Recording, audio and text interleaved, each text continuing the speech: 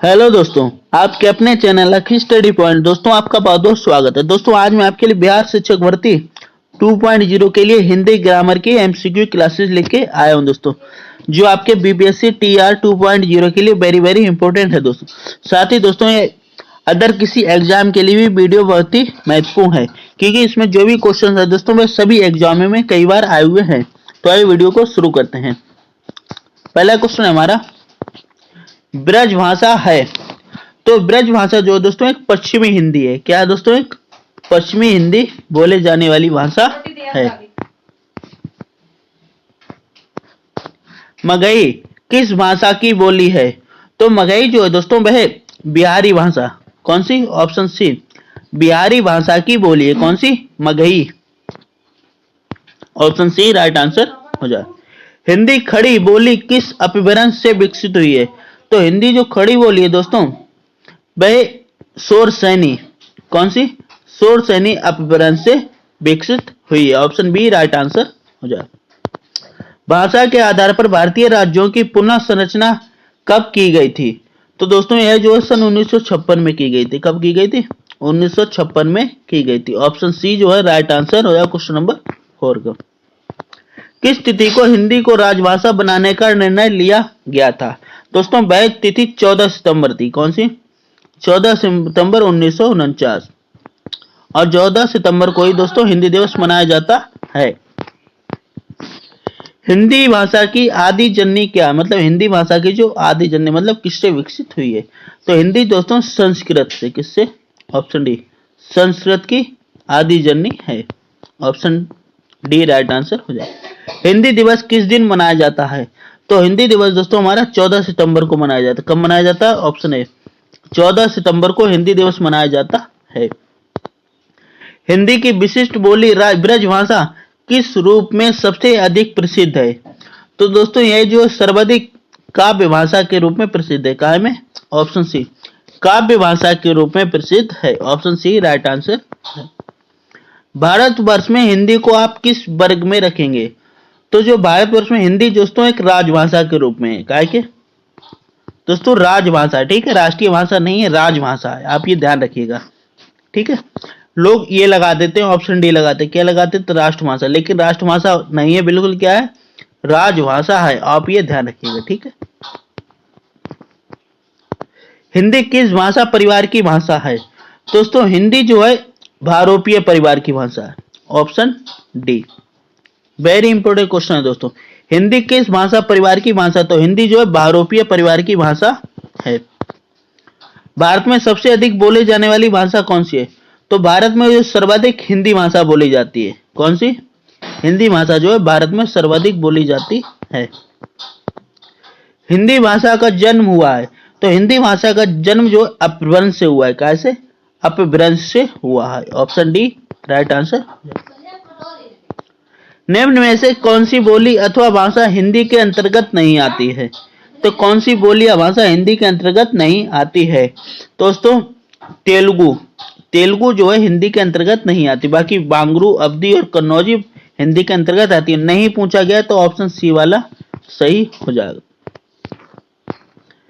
हिंदी की विशिष्ट बोली ब्रजभाषा किस रूप में सबसे अधिक प्रसिद्ध है? तो दोस्तों यह जो है काव्य भाषा के रूप में सर्वाधिक प्रसिद्ध है। किसके? काव्य भाषा के रूप में सर्वाधिक प्रसिद्ध है। भारतवर्ष में हिंदी को आप किस वर्ग में रखेंगे? तो दोस्तों भारतवर्ष में हिंदी जो है दोस्तों वो एक राजभाषा के रूप में। क्या में? राजभाषा। अभी मैंने आपको बताया क्या कि राजभाषा के रूप में है। कभी भी आप राष्ट्रभाषा ना लगाएं, ठीक है, राजभाषा है ये। डुनाली बोली जाती है। दोस्तों यह जो है पूर्वी राजस्थान में बोली जाती। कब? किधर? पूर्वी राजस्थान की ओर बोली जाती भाषा है। हिंदी भाषा किस लिपि में लिखी जाती है?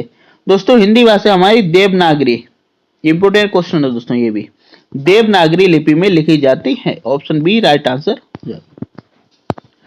हिंदी भाषा की बोलियों के वर्गीकरण के आधार पर छत्तीसगढ़ी बोली है। दोस्तों छत्तीसगढ़ी बोली जो है वह राजस्थानी हिंदी है। कौन सी?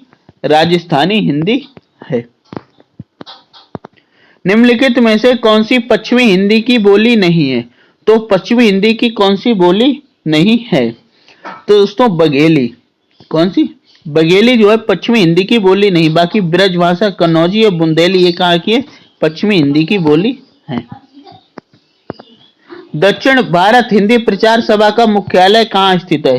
तो इसका मुख्यालय दोस्तों चेन्नई में स्थित है। कहाँ स्थित है? चेन्नई में स्थित है। Option B right answer.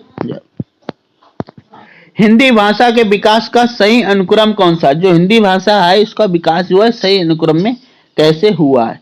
तो दोस्तों हिंदी का विकास जो है दोस्तों पाली, प्राकृत, अपभ्रंश फिर हिंदी। पहले पाली, फिर प्राकृत, फिर अपभ्रंश, फिर हिंदी।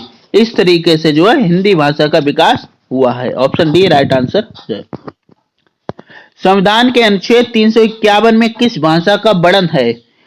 तो दोस्तों संविधान का जो अनुच्छेद 351 है इसमें हिंदी के विकास के लिए निर्देश दिए। क्या है? हिंदी के विकास के लिए निर्देश दिए गए हैं। Option C right answer. Braj भाषा है, तो ब्रज भाषा क्या है दोस्तों? पश्चिमी हिंदी है। अभी आपको मैंने पढ़ाया था, ये इंपोर्टेंट क्वेश्चन है दोस्तों, इसलिए सेकंड बार आया। हिंदी खड़ी बोली किस अपभ्रंश से विकसित हुई है? तो दोस्तों ये कहाँ से? शोर सैनी से विकसित हुई है। हिंदी की आदि जननी है दोस्तों क्या है? हिंदी की आदि जननी क्या है? संस्कृत है। हिंदी वर्णमाला में अयोगवाह वर्ण कौन से हैं? तो अयोगवाह जो वर्ण है दोस्तों में अंगआ होते हैं। ठीक है, ऑप्शन सी अंगआ जो है अयोगवाह वर्ण के अंतर्गत आते हैं दोस्तों। ठीक है, ऑप्शन सी राइट आंसर। वर्णमाला कहते हैं, वर्णमाला किसे कहते हैं? तो वर्णमाला दोस्तों बड़े बड़ों के व्यवस्थित समूह को। क्या? ऑप्शन बड़ों के व्यवस्थित समूह को क्या कहा जाता है? वर्णमाला कहा जाता है। निम्न में से कंठ ध्वनियां कौन कौन सी हैं? तो कंठ ध्वनि हमारी दोस्तों का खा है दोस्तों। कौन सी? का, खा, गा, घा, ये पूरा जो है ये क्या है? कंठ ध्वनि के अंतर्गत आते हैं। स्थान के आधार पर बताइए कि मूर्धन्य व्यंजन कौन से हैं? दोस्तों मूर्धन्य व्यंजन डा और डा है। ठीक है, निम्न में से अल्प प्राण वर्ण कौन से हैं? दोस्तों अल्प प्राण अगर वर्ण की बात की जाए तो का और गा होंगे। ठीक है, कौन सा? का, गा। ठीक है, अल्प प्राण होते हैं दोस्तों 1, 3 और 5। ठीक है, और 2 और 4 कौन से होते हैं? महाप्राण होते हैं। ठीक है, महाप्राण होते हैं। ठीक है, का, गा, ठीक है, घा और आ। ठीक है, और खा और ये होंगे महाप्राण। निम्न में से नासिक व्यंजन कौन से हैं? दोस्तों नासिक व्यंजन यहाँ है दोस्तों। आप बोल के देखिए, ना से ध्वनि आई यहाँ। ठीक है, ये ना से ध्वनि निकलेगी। Option A right answer. ए वर्ण क्या कहलाते हैं? तो दोस्तों ये कंठ तालव्य वर्ण कहलाते हैं। क्या कहलाते हैं? कंठ तालव्य वर्ण कहलाते हैं। हिंदी वर्णमाला में अयोगवाह वर्ण कौन से हैं? दोस्तों अयोगवाह वर्ण हमारे कौन से? अंग और आहा है। ठीक है, अंग आहा क्या है? अयोगवाह वर्ण है। कौन सा अमानक वर्ण है? तो अमानक वर्ण कौन सा? तो दोस्तों माँ क्या है? एक अमानक वर्ण के रूप में है। क्या? माँ। का, गा, रा, फा ध्वनियां किसकी हैं? दोस्तों यह जो ध्वनियां अरबी फारसी की है। काय की? ऑप्शन बी अरबी फारसी की ध्वनियां हैं। हिंदी में मूलतः बड़ों की संख्या कितनी है? दोस्तों हिंदी में जो मूलतः बड़ों की संख्या दोस्तों में 52 है। कितनी? 52। जैसे दोस्तों स्वर हमारे 11 हैं। कितने? 11 हैं। और व्यंजन कितने हैं? व्यंजन 33 हैं। ठीक है, श्वा ध्वनि किसके अंतर्गत आती है? दोस्तों श्वा ध्वनि एक संयुक्त वर्ण है। क्या दोस्तों? संयुक्त वर्ण है। Option B right answer. Hindi शब्दकोश के छा का क्रम किस वर्ण के बाद आता है? तो किस वर्ण के बाद आता है दोस्तों? तो दोस्तों ये चा के बाद, इसमें ऑप्शन नहीं है दोस्तों। ठीक है, चा अच्छा होता है ना, इस तरीके से। ठीक है, ज्ञा वर्ण किस वर्णों के सहयोग से बना है? ज्ञा दोस्तों क्या है? एक संयुक्त व्यंजन है। क्या है? संयुक्त व्यंजन है। तो ये किन दो संयुक्त व्यंजनों से मिलकर बना है? तो दोस्तों वे जा और यहाँ हो जाएंगे, क्या हो जाएंगे? ऑप्शन डी, जा और यहाँ मिलके क्या बनता है दोस्तों? ज्ञा बनता है। ऑप्शन डी राइट आंसर हो जाएगा। अघोष वर्ण कौन सा है? तो अघोष वर्ण दोस्तों सा हो जाएगा। ऑप्शन सी, सा क्या हो जाएगा? अघोष वर्ण हो जाएगा। घा का उच्चारण स्थान क्या है? तो घा का जो उच्चारण स्थान है दोस्तों भाई आ है। क्या? कि का वाली जो लाइन है दोस्तों भाई कंठ बोली जाती, क्या? कंठ। ठीक है, ऑप्शन ए राइट आंसर। इनमें से संयुक्त व्यंजन कौन सा है? तो इनमें से हमें संयुक्त व्यंजन बता, तो अभी मैंने आपको पढ़ाया था कौन सा? ज्ञा। ठीक है, जा और वहां मिलके क्या बनता है दोस्तों? ज्ञा बनता है। अभी आपको ऊपर पढ़ाया था, तो ऑप्शन ए राइट आंसर हो जाए। निम्नलिखित में से कौन सा वर्ण उच्चारण की दृष्टि से दंत नहीं है? तो दंत नहीं है, तो दंत कौन सा नहीं है दोस्तों? ता वाला। ठीक है, ता वाला जो दंत नहीं, बाकी ना, टा और दा क्या दंत में आते हैं। ठीक है, ऑप्शन सी वाला हो जाएगा, नहीं पूछा गया। छा वर्ण किसके योग से बना है? तो छा वर्ण जो दोस्तों का और शा मिलके बनता है। का और पेटपटा सा मिलके छा बनता है। ठीक है, ऑप्शन बी राइट आंसर हो जाएगा। हिंदी वर्णमाला में स्वरों की कुल संख्या कितनी है? तो स्वरों की संख्या दोस्तों कितनी है? 11 है। कितनी? 11। और व्यंजन कितने हमारे? 3 है। ठीक है, अंतस्थ व्यंजन कितने हैं? 4 यार अलावा। ठीक है, संयुक्त व्यंजन कितने हैं? 3 है। निम्नलिखित में से कौन स्वर नहीं है? कौन स्वर नहीं है? तो यहाँ स्वर नहीं है, बाकी ए, उ और आ क्या है? स्वर के अंतर्गत आते हैं। ऑप्शन सी वाला नहीं वाला होगा। निम्नलिखित में कौन टा वर्ग नहीं है? किस टा वर्ग के अंतर्गत कौन नहीं आता है? तो गा नहीं आता, क्योंकि गा का वर्ग के अंतर्गत है। का, खा, गा, घा। ठीक है, ये कंठस्थ व्यंजन हुआ। ठीक है, हिंदी वर्णमाला में व्यंजनों की संख्या कितनी है? तो कितनी है दोस्तों? अभी मैंने आपको बताई थी 33 है। ऑप्शन बी राइट आंसर हो जाएगा। स्वर कितने हमारे? 11 हैं। निम्नलिखित में से कौन सा फर्स्ट स्वर है दोस्तों? तो दोस्तों भाई बड़ा आ हो जाए, क्या? आ। ठीक है, निम्नलिखित में से कौन अयोग्यबा है? तो अयोग्यबा जो है विसर्ग, जो विसर्ग शब्द होते हैं दोस्तों वे अयोग्यबा कहलाते हैं। ऑप्शन सी राइट आंसर हो जाए। और ये कौन से होते हैं? अंग और आ होते हैं। कौन से? अंग और आहा, ये दो होते हैं। श्वा ध्वनि का उच्चारण स्थान क्या है? तो इसका दोस्तों तालव्य उच्चारण स्थान क्या है? तालव्य उच्चारण स्थान है। Option B right answer. तालव्य व्यंजन है, तो तालव्य व्यंजन कौन से हैं? तो तालव्य व्यंजन कौन से दोस्तों? चा, छा, जा। ठीक है, ये तालव्य व्यंजन है। ऑप्शन सी राइट आंसर हो जाए दोस्तों।